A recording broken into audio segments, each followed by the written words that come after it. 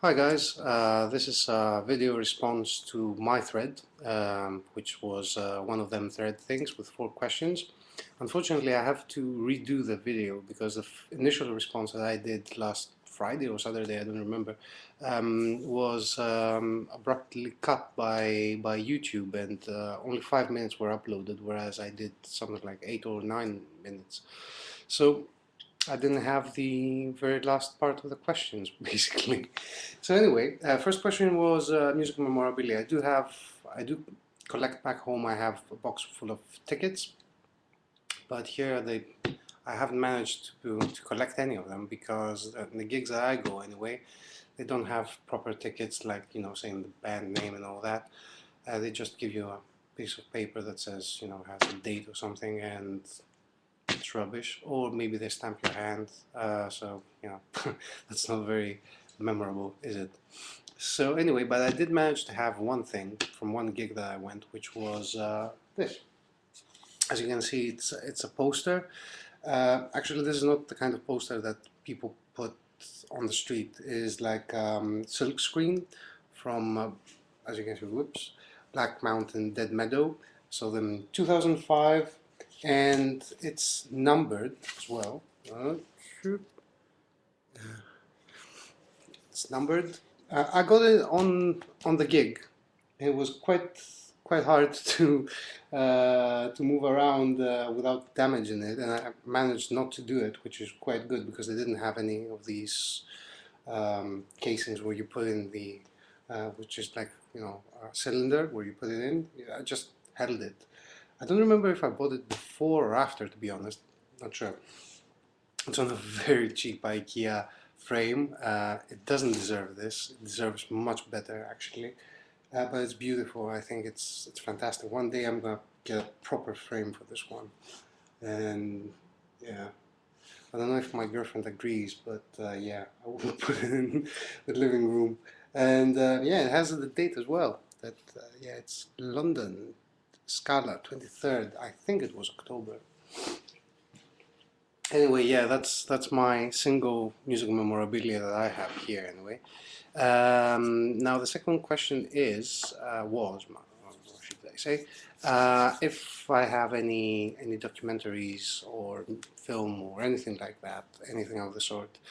I have two of them to recommend to you. Both of them are documentaries, by the way, and the first one is called The Filth and the Fury, which is a story of the Sex Pistols, and it's from Julian Temple.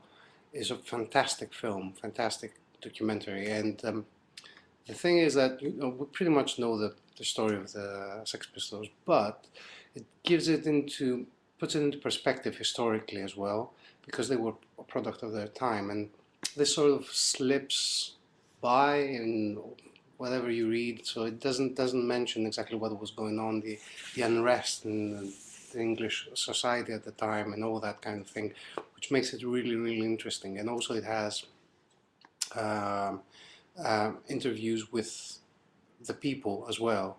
So it's really good. A lot of footage as well. So it's great. It's great. I highly recommend that. The other one is No Direction Home by Bob Dylan. By Bob Dylan? No, about Bob Dylan. And I think it's a Martin Scorsese film, and it documents the period, the early start early start in the career of Bob Dylan, where he got his influences and all that kind of thing, and goes up to the point where he has his motorcycle accident, and that's it, which is the golden period for Bob Dylan, if you ask me, anyway. And that's the most interesting one as well, because he was at the top of his game. Basically, he was ahead of his time. So yeah, these are two great documentaries that I highly recommend. I don't have them. I have seen them, however. Anyway, this is question number 2. Question number 3 was good gigs that you've been to and bad gigs. I will start off with the bad gig. Bad gig was Porcupine Tree. I watched them live in 2006, I think, And the reason I didn't like them was not that the music was bad, because they play nice music. Not that the uh, sorry, I was distracted by a noise. Not that they played badly or anything like that, but because they were so goddamn un-rock and roll about it. I went there and I smoke. Okay, yeah, so bad habit. Sorry, but anyway, I went there and I wanted to get my drink, have a smoke, watch a band, whatever. But I go there and I noticed that nobody smoked, which it's like highly unlikely in a club. And I was I was looking around to see if there was any sign saying no smoking or something like that. It was a time where you could smoke indoors still, so it was quite weird. And the band started playing, and then I noticed on the bar they had a sign, handwritten sign saying, "The band requests that you don't smoke," which is sort of alright. But the second part just pissed me off really, was and also not to talk between songs. I was like, what? What the hell is that supposed to mean? So, and they would stop to finish the song, and then the singer would go out and say, "Yes, I wrote the song one summer when I was at blah blah blah, and doing yada yada yada, and blah blah blah blah blah." We're not interested in that. I don't care about that. I want to listen to you play that song, play it good, and that's all. I'm not here to worship you and you're like my god or anything like that. And on top of that, on top of being a dick, essentially, uh, I hated the sanitized things like, oh, don't smoke because it's bad for you. It's a fucking rock and roll gig, you know. It's like, it's just, yeah. So yeah, they played alright, but just wasn't rock and roll. Alright, so it wasn't rock and roll. Essentially, that was my problem.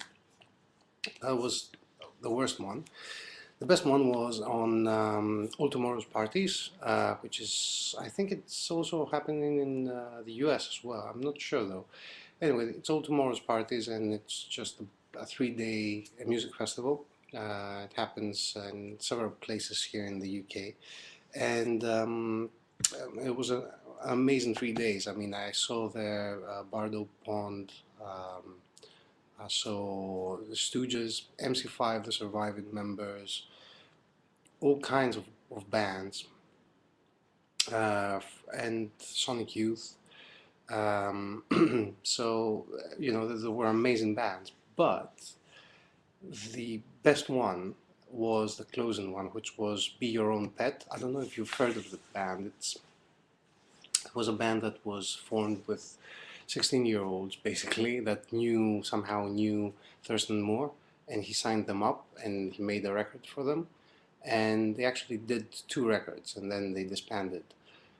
But they're very energetic punk rock kind of thing, and it was amazing. I mean, they came out, they played for 40 minutes because that was the quota, if you like, that they had. And they smashed everything. I mean, there was like a proper bandstand, I don't know how you call it, and by the end of the show, the 40-minute show, there was nothing left. There was, I remember the drummer going around with a snare drum, walking around the stage, and the energy and that came out was unbelievable. I have a video linked. I have uploaded a video from Be Your Own Pet. I recommend that you watch it. It's from that day I took that video, and unfortunately I didn't have enough memory on my camera to make it longer, but it just shows a little bit of all that energy, and I don't think that it comes out, but everything, it was so positive. It was like, yeah, we dig this band kind of thing. I mean, there were bouncers in front of the stage, you know, huge, ugly brutes that you don't dare look in the eye. And the guitarist would slam dive on their backs, and they were like, oh yeah, oh well, it's very nice, that kind of thing. And they were smiling and they didn't care. I would expect them to be really pissed off, and I don't think there was anybody out of, I don't know, 1,000 people or something like that that were present at that gig that didn't enjoy it, and it was unbelievable. And that was my best gig. I've seen quite a few good ones. I've seen quite a few bad ones as well, but I think that these two stand out for their own separate reasons. And that's my video response to my own thread. Hope you enjoyed, and see you soon. Bye.